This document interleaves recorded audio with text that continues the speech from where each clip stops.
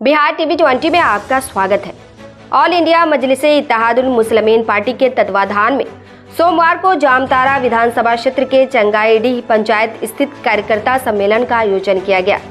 सम्मेलन में एमआईएम के कार्यकर्ताओं ने बढ़ चढ़ कर भाग लिया। सम्मेलन के दौरान जिला कमेटी को सशक्त और विस्तार करने का निर्णय लिया गया। वहीं एमआईएम के नीति और सिद्धांतों को जन जन तक पहुंचाने की बात कही गई। उसके अलावा आसन्न विधानसभा चुनाव को लेकर की जाने वाली तैयारी पर विस्तार पूर्वक विचार विमर्श की गई।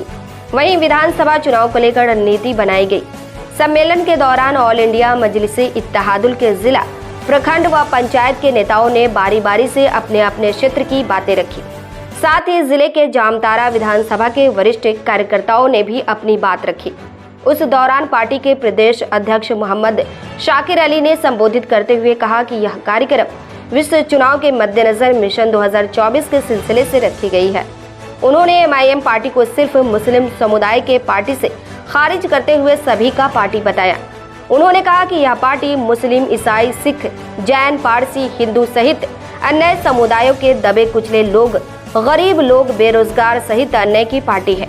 उन्होंने कहा कि भ्रष्टाचार, कदाचार, परिवारवाद, जातिवाद वाले लोगों के हाथ में देश की सत्ता है, जहां पर इंसाफ हो ही नहीं सकता।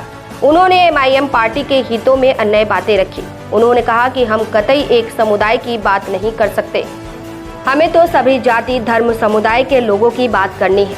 उन्होंने वर्तमान सरकार पर तंज कसते हुए कहा कि जो विकास गरीब मजलूमों का होना चाहिए था, उसके जगह में केंद्र सरकार सिर्फ पूंजीपति लोगों का विकास कर रही है। उन्होंने कहा कि भाजपा पार्टी मुसलमानों को पीछे रखने को लेकर भरपूर कोशिश करती है।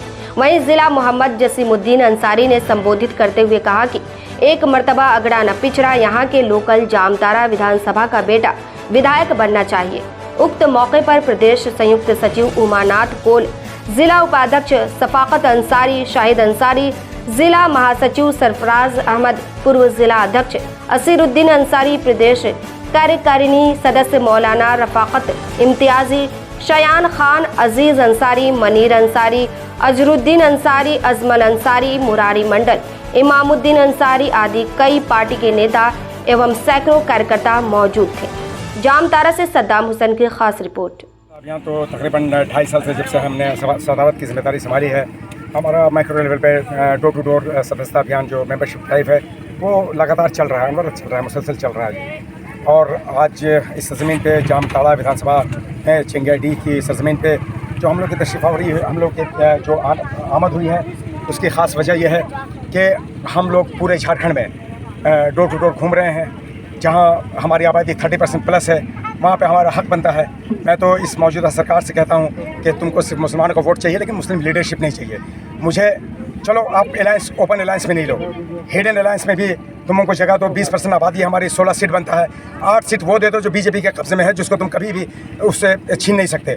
और 8 वो सीट दे दो जो कांग्रेस के कब्जे में है, नाजायज़ कब्जा है, क्योंकि कांग्रेस का ये अधिकार ही नहीं बनता। जहाँ मेरी आबादी है वो हमारा विधायक होना चाहिए।